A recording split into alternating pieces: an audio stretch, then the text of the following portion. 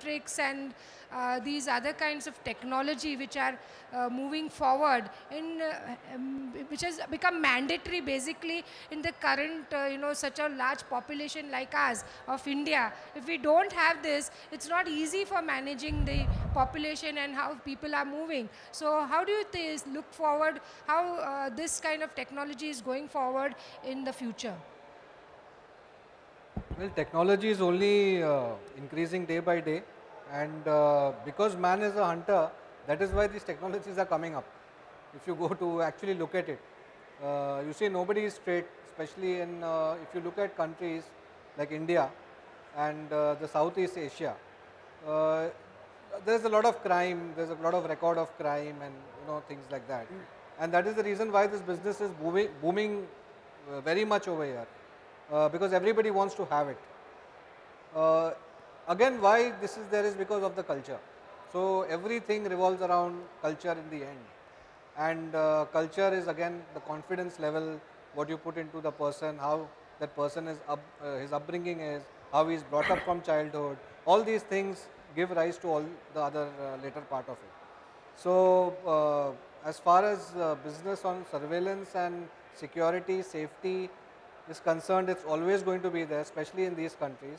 It is very less and it is very standard and established in Europe and other countries, because there the mindset is like that. They don't want to cheat, they don't want to steal, they don't want to do those kind of things. But in India, people, every second person is just looking for a chance when he can do something. Now because of cameras and all, lot of thefts, risks and all these things are avoided. But then see, in spite of being cameras, if you see, just 2 weeks back, this Bank of Baroda at Juinagar, it was looted. So you put whatever, it's the culture, and it's everything is standard upon that. In terms of firefighting, I'll just come to, because that is also my core business. We are developing robots to fight fire. So a lot of money is being spent on smart cities, lot of money is being spent on all these kind of technological advancements and all. But the main question over here is, if you don't know how to use it, what is the point? So an equivalent balance has to be there in terms of fire, safety, security, surveillance, and everything else as such. So at the bottom line is the culture, it is the confidence, the self-confidence. If all these things are in place, I think we'll all have a very Surakshit Bharat. Anything about the hidden bias? Sorry? Hidden bias amongst males about how do organizations, what are the proactive initiatives they are taking to promote women to higher positions so that they come into more decision making roles? See, that is whom the question is for all of us. Yeah, all of you. See, in terms of firefighting and fire protection business, safety and surveillance and all these things, if you talk about manufacturing, okay, nowadays everything is automated, and a fair chance is given to women and men both. We are going to campuses and trying to hire more and more women also for production processes, for telecommunication skills, because what a woman can do, what she can talk to you, that a man cannot do. He has a particular level. If he wants to sell something, there is some level he will do it till, and then he will say, boss, he is not answering me, or whatever. But a woman will ensure that her pitch of a voice, yes, no, yes sir, when can I call you sir, these aspects, which even doctor will agree with me, in our field, because it's somewhere very common, these things do matter. So women are always welcome. Today you see the media industry, why are there so only women? You go into a Wishcraft office, you will only find women. When you come to the exhibition, you find at the big stalls of the corporate companies, there are only women. Our anchor is a woman. I mean, you as the editor and everything of UPM, so all due respects to you all and everybody. You all definitely at par, and in fact much more superior than us. Again, in a corporate culture, as what Mr. Tanwar is, he must be facing a different challenge, I'm sure. So it is actually the skill sets that govern. Even in our industry, it is only the skill sets and skill sets. That's what it's about it. Yes, from a from a physical perspective, yes, we prefer site engineers to be males because they have a lot.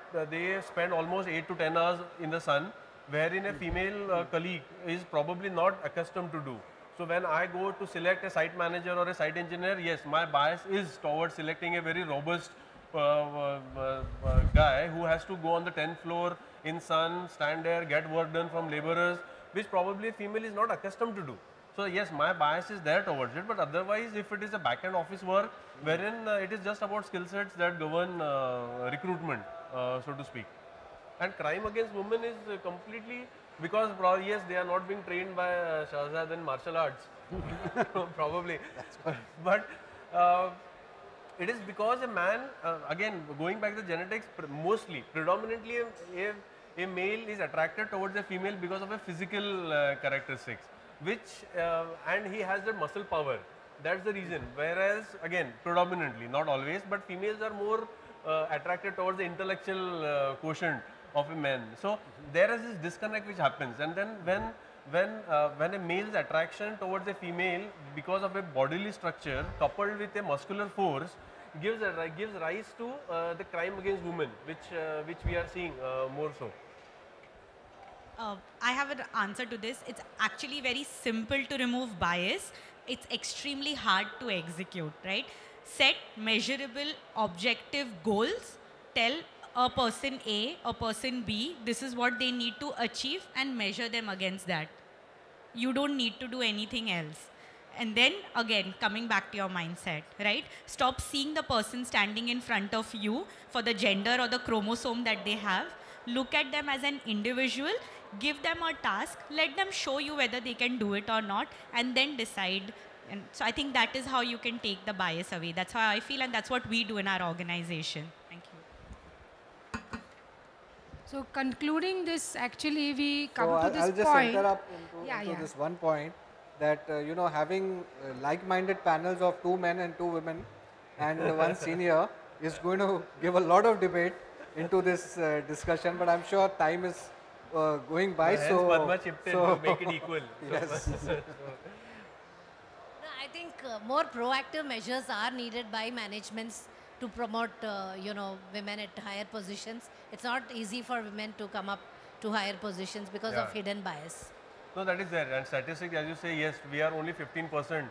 Today, the managerial positions in the country, only 15% of women are in the managerial positions. But those who have, they have proved by merit. You have Indra Nui, you have Mrs. Kocher, you have anybody, you have the SBI chairman to talk of, you have. So they have proved their mental just because of merit, not because of anything else. No, so considering the dual responsibilities they have, it would not be possible for all women to surpass all kinds of barriers and come up. True. So, for all the other women who are not able to, you need to push. Taking the culture point of Shahzad, because a woman is expected to devote responsibilities at home more so than a male. So when her commitment towards a home is 70-30, then her commitment towards work automatically becomes 30-70. How can a woman be doubly efficient? So till such time that the mindset changes of a family, that the roles of a family have to be equally shared by a male and a female, then she'll be able to contribute equally to the office. No, I think nowadays women are contributing 70-30. 70 for the office and 30 for the yes. Yes, Padmaji, that is also one of the reasons why there are so many divorce cases in India, which are happening. If you see the statistics so why should you on the basis of that, that? It's not only, that's why I said this is like, vouch for that it by is the size of it's the a very, kitchen that we design. No, it's the work life today. Whether it's a male or a female, it's the work life that demands that much of commitment. Ma'am, see, it's a simple thing. It takes 2 to clap. The person, how they behave. I have, because we work in different verticals. We've worked in chemical industries. We've seen the safety supervisor over there. We've worked on a construction site. We've seen the person there. Okay. We've seen a girl from the media industry. We've seen how her body language is. So it all depends upon how, the samne wala kaisa hai. Also, I'm not saying that anybody is going to be pulled down or anything, but eventually it is the, skill sets which win, and the willpower, determination, all these other aspects education, other thrusting pushes which give everything as such. Sorry, can I just say last thing? Yeah. If you want this water bottle, you can come pick it up from here. But if I hold it and don't let you take it, you can't. And that's, I think, exactly what she was hinting at. We have to create an environment where we leave this water bottle and give them the opportunity, please come and take it. I think that's what it comes down to. The environment is honestly created, and that is the reason why Dr. Saab has given such leading names into the industry. The environment is created. That is the reason why today 800 women, almost 800, 400 plus means women firefighters have willingly joined the force. You know, so I think according to the new India and 2017-18 India, clean city, green city, smart city, everything whatever is happening, environment is already there. Environment also has been created by having women at the board of directors level. So that's also something that has come up in last 2-3 years. So that Precisely. So I environment think we has need been to keep encouraging that. We shouldn't Yes. say that because 400 women have joined fire, we are done.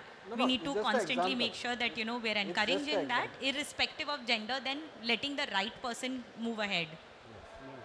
This is all leading by example, ma'am, and we are sure that we are all going to be leading by example and going to encourage more and more safe practices at work and in society. And that's what we all aim for, right? Yeah. So I'd like to sum up what is we've been speaking. The debate will continue. As Padma ma'am rightly put up, that there is hidden bias. But again, as Mr. Suresh Talwar said, that the Tata Group has been nurturing and trying to mentor women into leadership. So like the Tata Group, again Mr. Nilesh also said that unknowingly 50% of his staff is women. So again it comes to the point that it is mindset and the right person for the right job. But more has to be done at the cultural level. As India is such a diverse country with so much of different types of socio-economic background and also cultural diversity, I think that has to begin at home. The family, the fathers, the parents, the schools, all these together have to work in a more organized manner to empower women and also males, to allow women to be equal to them, not just because they are all competing for the same job, rather that the right person gets the right job for the right outcome. So I'd like to sum up some of the key takeaways is that the Tata Group has done a lot to ensure that women are part of their health and safety committee so that their viewpoints are always put forward. Also there is flexi timing, and also there is something where women after childbirth can rejoin into the organization. I believe TCS is trying to get around 50% of their staff as women. So they are ensuring that women are not just in numbers, but also because they are rightfully deterring that, getting that job, because they are the right person for that job.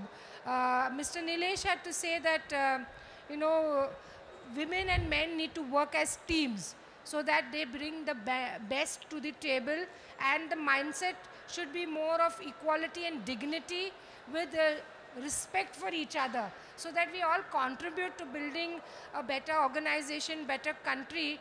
And when the mindset is right, automatically the crimes will not happen. When you respect the other individual for his or her talent or for his or her contribution, there will be no chance of harassment or abuse. That's something which rightly is brought forward. So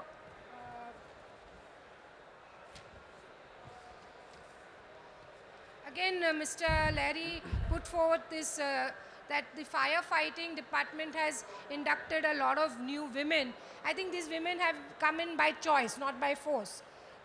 Yeah, so the same way I think Maharashtra has proven itself also in the police department and in many other sectors which were predominantly male. Today they are giving more and more access to women, and women are taking up the challenge, because all these jobs again are going to require them to give equal contribution as their male counterparts. You can see, right, I think many of the traffic signals today we see a lot of women. So they are also doing a lot of standing jobs, 12 hours, 15 hours. So they're not taking it quietly by sitting and saying, I'm a woman. Rather, they're doing their bit. So as well as also sales and marketing, as you said, telecalling is one of the places where women are shining. In the call center industry, in the sales, as Saleh has also said that their company is. So the right mindset and the right skill set is deterring in order to give women their place in power with women. And I'd like to conclude with Saleha's point as smart, measurable outcome goals, SMOG.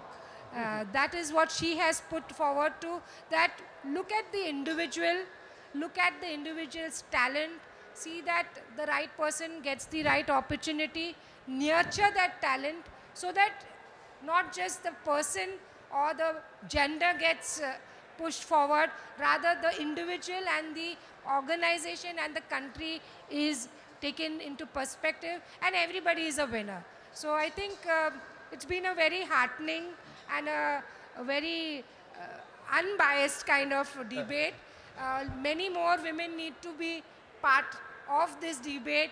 Otherwise, we have a very small representation. I think we are not even 10% of the crowd. But hats off to you, men, for being here to support us. I think you need to give yourself a round of applause, because without your support, because I for that matter, am here because of a very strong family support. Despite whatever, the family has allowed me to be a woman entrepreneur, and wherever I go, and more than that, it was my mother-in-law. She is no more, so I always give credit to my mother-in-law for allowing me not to be sitting in the kitchen rather than going out and managing environment. And it is women and men together who can make a difference, and we can each other make a safe and a secure environment so that all of us are winners. Thank you very much. Questions? Any questions to the audience? You would like to? Yes.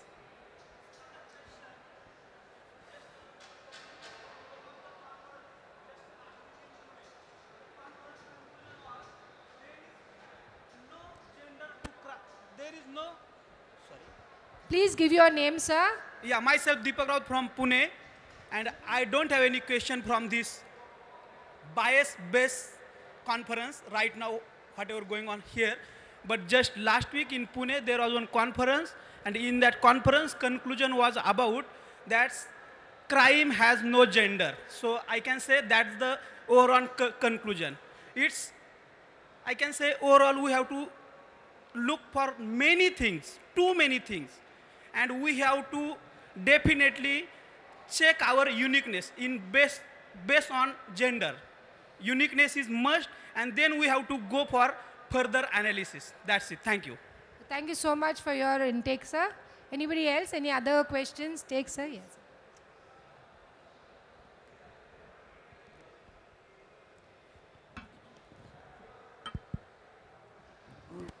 Hi, can you hear me? Yeah. Yes. My name is Commander Shubroto Mukherjee. I work for CIPLA. So this was a very interesting discussion, and there were some slight politically incorrect, touch points also, which were very adroitly handled. Well, I would like to say that I come from a family which I'm the only male, as they say. My entire family, daughters, sisters, mother, cousins, all are women. So I come from there. I work in a company where 40% of the board of directors are women. We have about close to 35% women in our corporate sector. And if you take the entire company, it's about 17%. I also worked in the armed forces for about 23 years. So having seen the entire gamut of work environment and home environment, I would just like to put 2 points together. One is, I think there's a huge role for parents and more so for mothers, because I think mothers should